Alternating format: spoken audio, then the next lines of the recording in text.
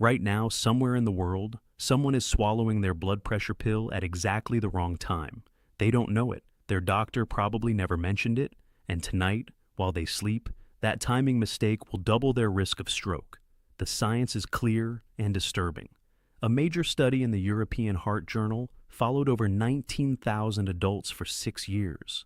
People who took their medication at night reduced their risk of heart attack, stroke, and cardiovascular death by nearly half compared to morning dosers. Same pill, same dose, different time, different outcome. Yet most doctors never discuss this. In the next few minutes, I'm going to show you exactly when you should never take your blood pressure medication, why timing affects stroke risk so dramatically after age 50, and the exact protocol that could save your life starting tonight. What you're about to learn is based on hard clinical evidence, not theory. My name is Dr. Charles Bennett, and I've spent decades studying cardiovascular health in adults over 50. If you take medication for high blood pressure, this is critical. Your blood pressure is not constant. It follows a natural rhythm. It rises in the morning, stays elevated during the day, and drops significantly at night during sleep. This nighttime drop is called nocturnal dipping, and it's one of your body's most important protective mechanisms. But in many adults over 50, this dip doesn't happen. Blood pressure stays high all night long. This is called non-dipping, and it is extremely dangerous. Non-dippers have a significantly higher risk of stroke, heart attack, kidney damage, and sudden death during sleep. And here's the part that should make you angry. If you take your blood pressure medication in the morning, you're treating daytime pressure when your body is awake and active. But you're leaving nighttime pressure completely uncontrolled. Your heart and brain are vulnerable for 8 hours straight while you sleep. Now, let me be very clear about something. I am not telling you to change your medication schedule without talking to your doctor first. What I am telling you is that you need to have this conversation, because most patients never do, and most doctors never bring it up. Let's talk about the most dangerous medication timing mistakes. The first deadly timing mistake, taking all your blood pressure pills first thing in the morning. This is the default advice in most clinics. Take your medication with breakfast. Develop a routine. Don't forget. On the surface, it sounds logical. In reality, it's based on convenience, not physiology. When you take your pill in the morning, the medication reaches peak effectiveness during the day when you're moving, talking, working. Your blood pressure naturally rises during these hours anyway. But at night, when the medication wears off, your pressure climbs back up.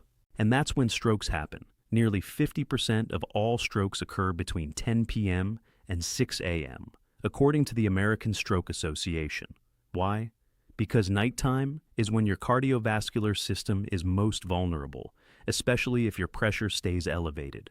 I treated a 62-year-old man named Richard. He took his blood pressure medication every morning for 15 years. Daytime readings were perfect, 120/80, but no one checked his nighttime pressure. At 3 a.m. one night, he woke unable to move his left side. Massive stroke during deep sleep. When we monitored his 24-hour pressure, his nighttime readings were 160/95. For 15 years, his brain had been under stress every night. The second deadly timing mistake, splitting doses without medical guidance. Some people decide on their own to take half their medication in the morning and half at night, thinking balance is better.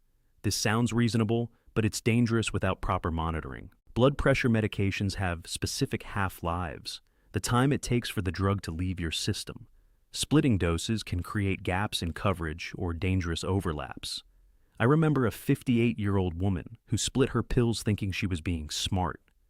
One morning, she stood up from bed and collapsed. Her blood pressure had dropped too low. She fractured her hip in the fall. Medication timing is not guesswork. It requires measurement and medical supervision. Now, let's talk about what happens inside your body when medication timing goes wrong. During the day, your sympathetic nervous system is active. Your heart rate increases. Your blood vessels constrict slightly. Your body is ready for action. Blood pressure naturally rises.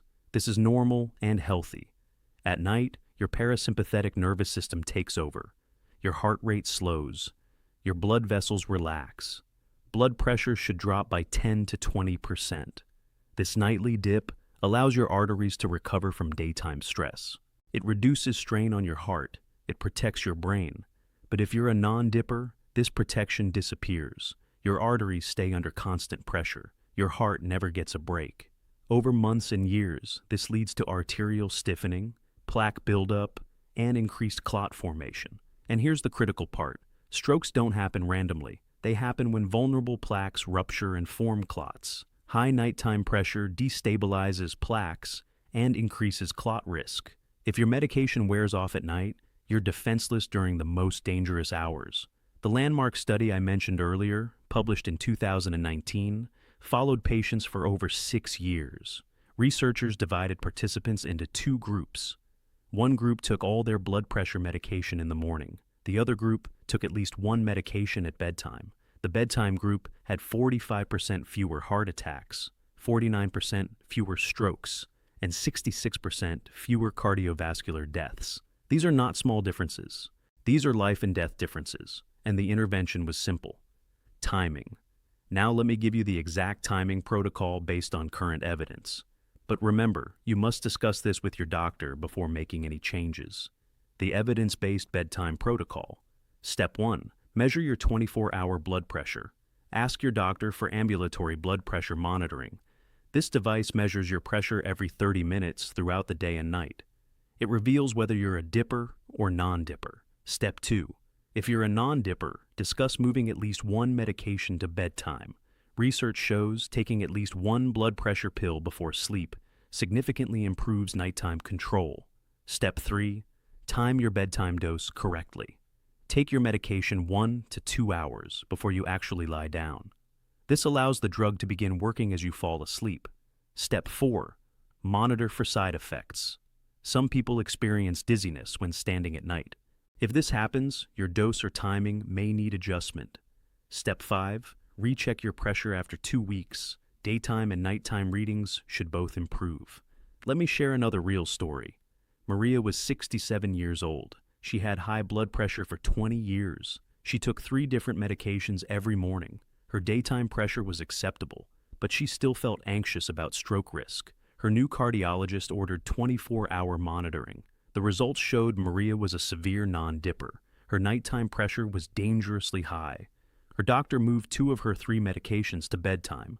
Within 1 month, Maria's nighttime pressure dropped from 155/92 to 125/78. Her stroke risk fell dramatically. She told me later, "I didn't know I needed protection at night. No one ever explained this to me." That's the tragedy. Millions of people are taking their pills at the wrong time simply because no one told them there was a better way. Now let me address the most common concerns people have about bedtime dosing. Concern number 1. Will I have to wake up to urinate more often? Some blood pressure medications, especially diuretics, increase urination. If you take a diuretic at night, yes, you may wake up more often. The solution is simple. Take diuretics in the morning. Take other blood pressure medications at bedtime. Most people take more than one medication. You can split the timing strategically. Concern number 2. What if my pressure drops too low at night? This is why medical supervision is critical. Your doctor can adjust doses to prevent dangerous drops. Proper monitoring eliminates this risk. Concern number 3. What if I forget to take my pill at night? Set a phone alarm. Link it to another nighttime habit like brushing your teeth. Consistency matters. Now, I need to tell you something most doctors never explain. Not all blood pressure medications work the same at night. There are 5 main classes. ACE inhibitors and ARBs relax blood vessels and work exceptionally well at bedtime. Calcium channel blockers reduce heart force and relax arteries. Bedtime dosing offers superior nighttime protection. Beta blockers slow heart rate. Morning dosing usually works best. Diuretics increase urination and should be taken in the morning. Alpha blockers can cause dizziness and are safer in the morning. Here's what makes this even more important. Most people over 50 take more than one blood pressure medication. If you're on 2 or 3 different drugs, strategic timing becomes your most powerful tool. One of my patients, Thomas, was taking 4 medications, all in the morning. His daytime pressure was 118/76, perfect. But his nighttime average was 152/94, dangerously high. We restructured his timing, diuretic at 7 a.m., beta blocker at 7 a.m., ACE inhibitor at 9 p.m., calcium channel blocker at 9 p.m. Within 3 weeks, his nighttime pressure dropped to 128/80.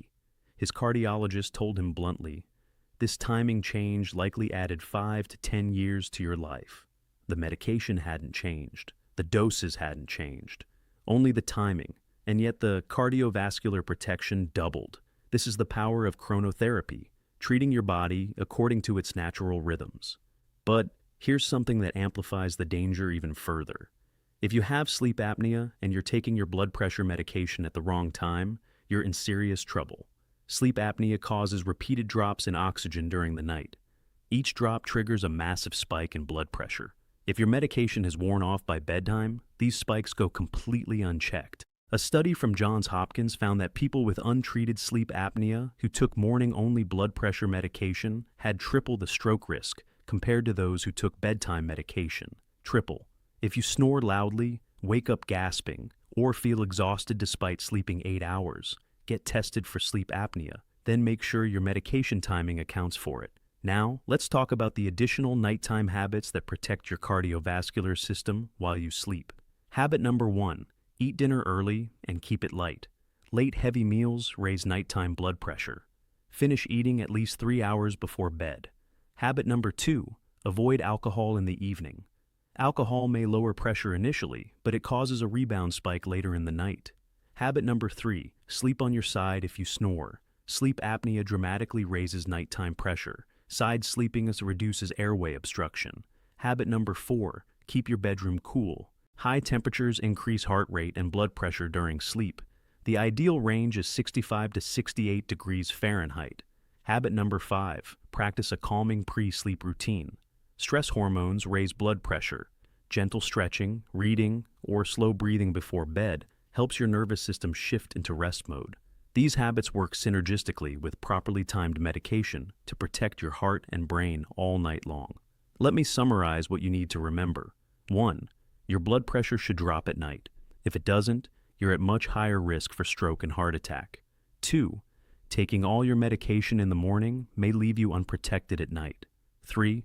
Moving at least one medication to bedtime can reduce stroke risk by nearly half. 4. You need 24-hour blood pressure monitoring to know if you're a dipper or non-dipper. 5. Medication timing must be supervised by your doctor. Never change your schedule without medical guidance. The truth is this: millions of people are taking life-saving medication at the wrong time, not because they're careless, but because the system never taught them better. You now have information that most patients never receive. Use it. Talk to your doctor this week. Ask for 24-hour monitoring. Discuss bedtime dosing. This one conversation could add years to your life. Before you leave, I need you to do 4 things. First, subscribe to this channel. Every week I share critical health information designed specifically for adults over 50. Second, like this video. It helps this message reach others who need it. Third, share this video with someone you love, a parent, a spouse, a friend. You may save their life. And finally, leave a comment. Write, "I'm talking to my doctor this week." Your commitment may inspire someone else to act. Medication timing is not a minor detail. It is the difference between controlled pressure and uncontrolled risk. It is the difference between waking up tomorrow or not waking up at all. Take control of your timing. Protect your nights. Your brain will thank you. This is Dr. Charles Bennett. I'll see you in the next video.